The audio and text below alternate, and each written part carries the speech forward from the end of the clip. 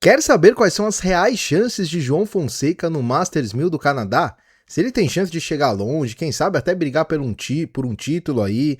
Quer saber todos os detalhes sobre esse Masters 1000? Então fique nesse vídeo que a gente vai passar tudo o que você precisa saber, velocidade da quadra, condições, quem joga, e ainda vamos passar a chave projetada do brasileiro João Fonseca nesse torneio que está iniciando hoje, né? Enquanto eu gravo esse vídeo no domingo, e vai rodar aí pelo menos durante 12 dias, e tomara que o João tenha mais uma vez um grande desempenho em quadra dura, onde ele está se especializando ultimamente. Então deixe a sua inscrição aqui no canal, precisamos demais da sua inscrição, deixe o seu like, deixe o seu hype, porque o vídeo de hoje tem um conteúdo fantástico. Você tá chegando hoje, deixa tudo ativado aí, porque ó, vai até o final do vídeo. Se não gostar, pode até se desinscrever, porque a gente vai passar detalhes que você não viu em nenhum outro lugar. Então, sem mais delongas, bora pro vídeo? Solta a vinheta, Renatão. Bora lá falar sobre o Masters 1000 do Canadá, que esse ano vai ser jogado em Montreal. Ele tem aí uma coisa diferente que vocês vão saber. Cada ano ele é disputado em um lugar diferente do Canadá. Na verdade, são dois lugares que vão alternando ano a ano. A gente vai explicar no vídeo de hoje. Então, o palco canadense, raio-x estratégico do National Bank Open 2026, o Masters 1000 do Canadá.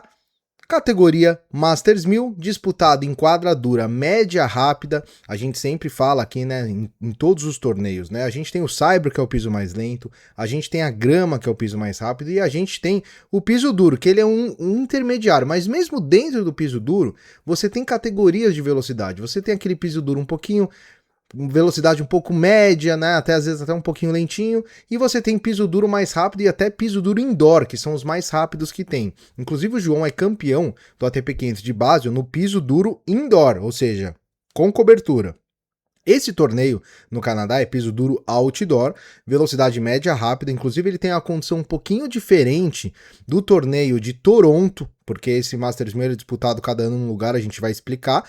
Ele é um pouquinho mais lento, então ele é uma velocidade ali que a gente chama de média rápida, que na minha opinião favorece muito o jogo do João Fonseca. O João Fonseca, eu já falei algumas vezes, para mim o melhor piso dele é o piso duro, né? Tem gente que fala que é o Saibro, tem gente que até que diz que ele vai ser um grande jogador de grama, mas eu vejo hoje, dentro das características de jogo do João, o piso duro favorecendo mais o brasileiro. Tanto é que ele é campeão juvenil do US Open, no piso duro, que inclusive tem condições muito parecidas mesmo com esse Masters 1000 aí, que vai ser disputado essa semana. Então, ele é o principal termômetro norte-americano da US Open Series, né, como eu disse, condições muito parecidas, com premiação superior a 9 milhões de dólares. Então vamos detalhar um pouquinho mais sobre esse torneio, que é o terceiro torneio mais antigo do calendário da ATP atual. Então, primeiro o Wimbledon é o mais antigo, 1877. Depois, em 1881, a gente tem aí o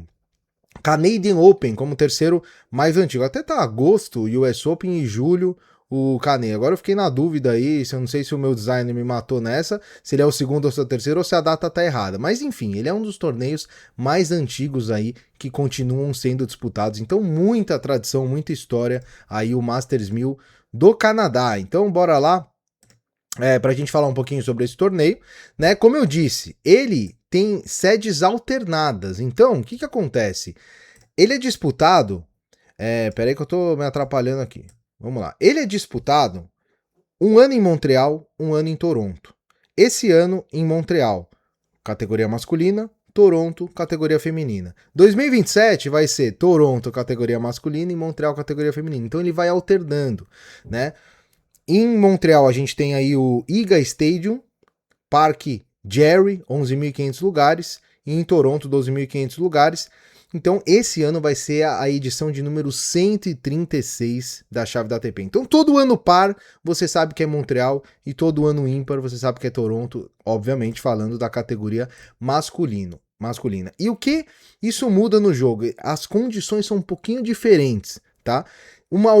A gente vai explicar também. Uma outra coisa que é importante a gente falar: Até 2024, esse Masters 1000, ele tinha 56 jogadores, agora são 96 jogadores. A gente não tem mais aquele Masters 1000 pequenininho, né, aí no Canadá, que era aquele que era só os melhores jogadores, que era bem difícil de classificar. Agora, com essa chave expandida aí para 96 jogadores, a duração passou a ter 12 dias. Então, antes era uma semana, agora são 12 dias. Então, isso também gera um desgaste. Inclusive aí em Montreal, costuma ser muito calor essa época do ano. Então também vai envolver muito a questão de desgaste. E o João tem uma grande vantagem aí, que é entrar de bye na primeira rodada. Então, como ele tem um ranking muito bom, ele se classifica ali entre até o 32º, teoricamente você sai de bye na primeira rodada. O João ainda teve algumas desistências, então o João, se eu não me engano, ele entrou como 23 ou 24, alguma coisa assim. Então ele sai de bye na primeira rodada, ele entra direto na segunda rodada, então ele ganha ali um joguinho a menos para jogar, e isso no final pode fazer diferença. Tem tenista aí jogando quali, inclusive vai ser o adversário do João na primeira rodada, um tenista vindo do quali, já com dois jogos aí pelo menos, né? Então isso também é uma vantagem pro brasileiro. E aí a diferença de superfície, como eu falei. Montreal, deixa eu ir aqui um pouquinho para cima. Montreal é um ar mais denso, tem menos altitude. Então Toronto é um pouquinho mais alto. Eu já expliquei aqui algumas vezes. Torneios que tem um pouco de altitude, a bolinha costuma andar um pouco mais.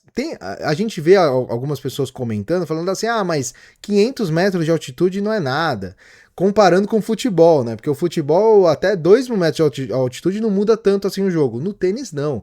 No tênis, 500 metros, 700 metros, 1.000 metros de altitude é uma enormidade. Porque a bolinha, né, é muito menor, né? Tem muito menos peso. Então a condição de jogo altera muito. Então só essa diferença de altitude, ela já causa um jogo mais lento em Montreal do que em Toronto.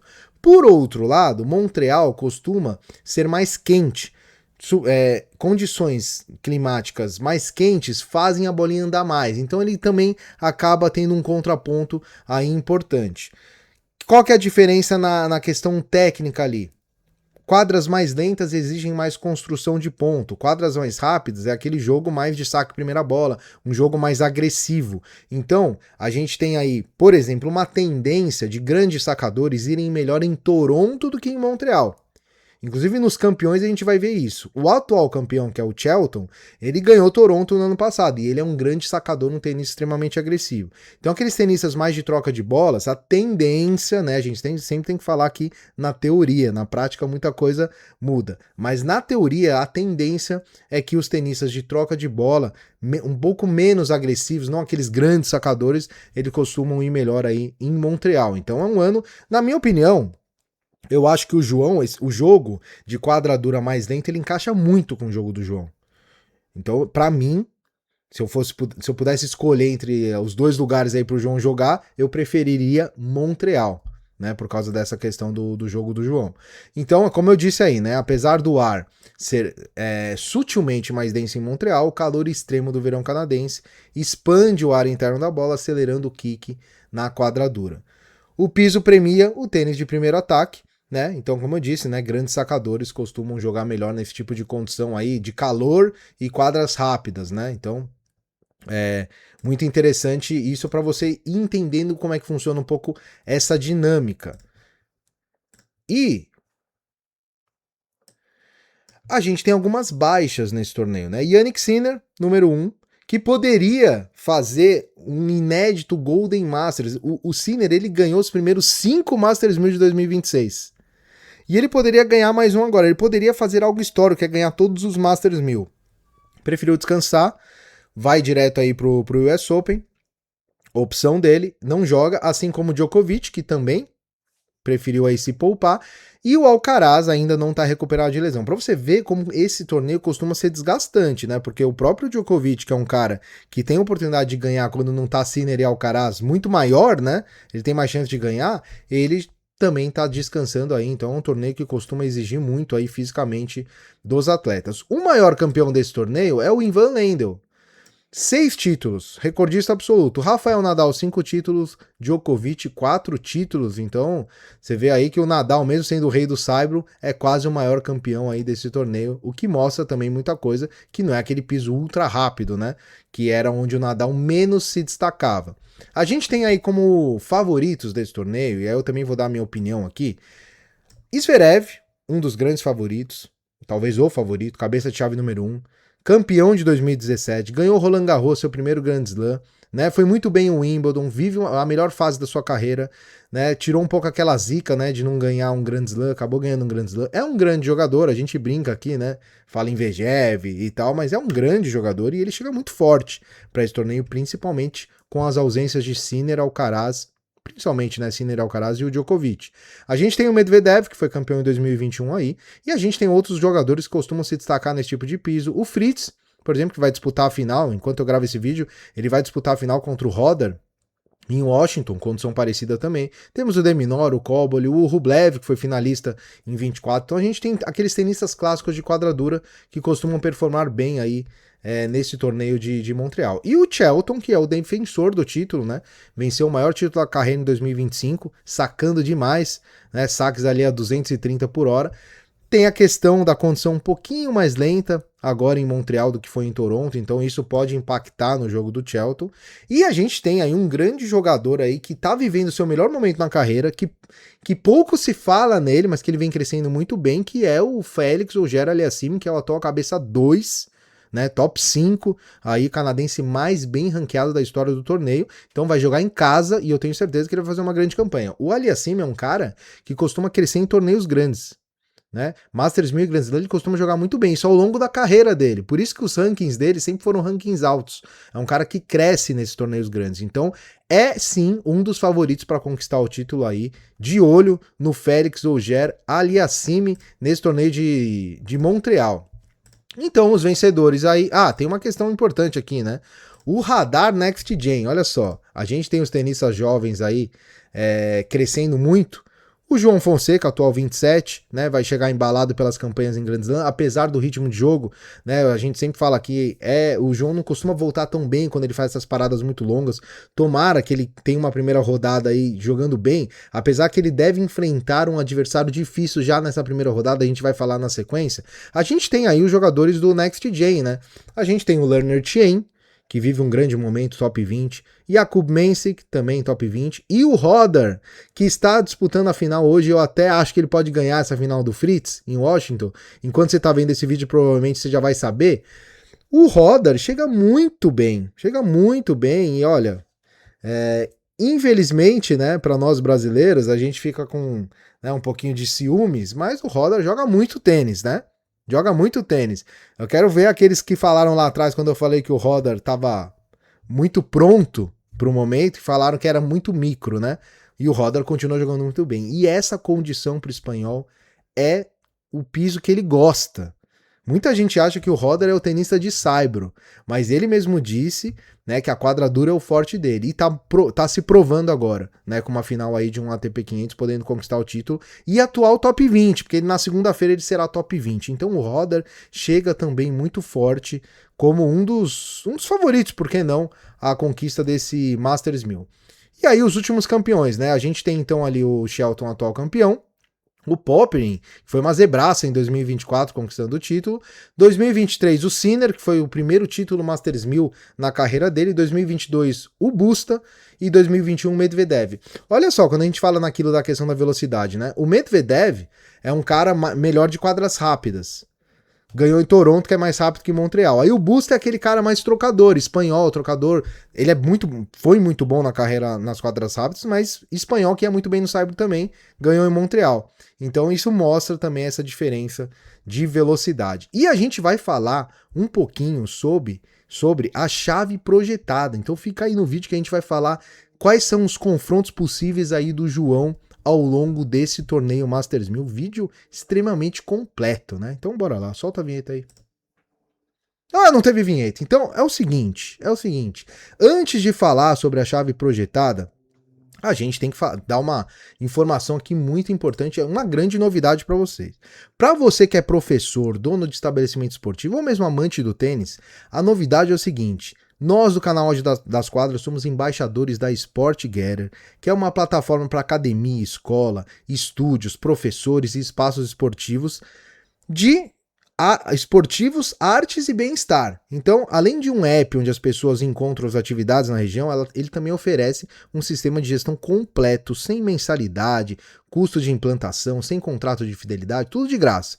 E se você trabalha com qualquer modalidade, clique no link aí que está no comentário fixado, você vai saber mais, é a grande novidade aí. Sport Guerra chegando com tudo como embaixador aqui do canal. Então bora lá, vamos falar sobre a chave projetada do João. Na primeira rodada, ele vai enfrentar um tenista vindo do quali. Então, ele, como eu falei, né, ele saiu de bye na primeira rodada. E na segunda rodada, ele vai enfrentar um tenista vindo do quali que já está definido. Ou é o Tsitsipas ou o Martin Dam dos Estados Unidos. Eu nem sei se é assim que fala o nome dele. Eu acredito que o Tsitsipas passa, e aí é ruim, né? Porque o Tsitsipas embalado, né? Pô, tinha muitas opções melhores pro João pegar. Apesar de ele já ter enfrentado o grego e ganhado, é um jogo duro, né? Pra uma primeira rodada. Vinha um cara embalado do quali, o João sem ritmo. Então, demos esse azarzinho aí de pegar um quali sendo o Tsitsipas esse top 5 do mundo. Depois, Casper Ruud ou Cerúndolo. Então, passando pela segunda rodada, no caso, né? Pega o Ruud ou o Cerúndolo, que é o irmão daquele Cerúndolo, né? O Cerúndolo mais novo aí. Nas oitavas de final, Ben Shelton ou Bergs. Nas quartas de final, Medvedev ou Mensik. É óbvio que a gente está projetando, pode ter uma surpresa aí, mas a gente está indo até pelo ranking também. Na semifinal, Zverev ou Fritz. E na final, ou Ger Aliassime ou Alex de Minaur. Eu quero que sua opinião, o que você achou da chave e até onde você acha que o João vai. Então agora escreva aí no comentário. Você acha que vai ser segunda, terceira rodada, oitavas, quartas ou semi pra cima? Deixe sua opinião aí. Espero que tenham gostado do vídeo. Como eu disse, né? Deixe a sua inscrição, ajuda a gente demais. Lembrando, o João jogando tem vídeo todo dia. A gente fica um pouquinho distante quando o João não tá em torneio, a gente faz um vídeo, normalmente um vídeo por semana quando o João tá fora. Quando o João tá jogando é vídeo todo dia. Então ativa a notificação aí, se inscreva no canal e tem muito conteúdo para vocês, certo? Um grande abraço a todos, boa sorte pro João nesse torneio. Nos vemos no próximo vídeo e até